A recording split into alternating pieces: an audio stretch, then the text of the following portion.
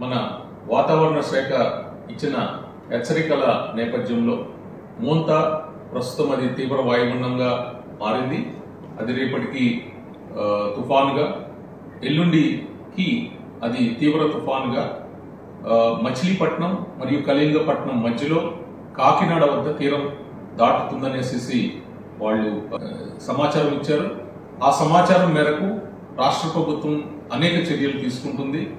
So ఆ చర్యల్లో భాగంగా ఈ తుఫాన్ టైంలో ఎవరైతే ప్రజలు ముంపు ప్రాంతాల్లో ఉన్న ప్రజలు ఎవరికైతే సహాయ సహకారాలు కావాలో వాళ్ళందరి కోసం 6 ఎన్డీఆర్ఎఫ్ టీంలు డిప్లాయ్ చేయడం జరిగింది.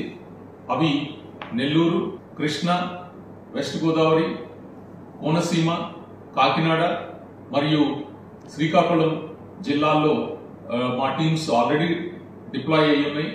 ఇదే కాకుండా ఒక టీము కేంద్రపాలిత ప్రాంతం యానాంకు కూడా వెళ్ళటం జరుగుతుంది. ఇంతే కాకుండా కొన్ని టీంలు విజయవాడలో, కొన్ని టీంలు వైజాగ్లో కూడా మేము రిజర్వ్లో ఉంచాము. ఇన్ కేసు ఏదన్నా అవసరమైనప్పుడు అవి ఇమ్మీడియట్గా మూవ్ అవుతాయి ఎక్కడైతే అవసరం అవుతాయి.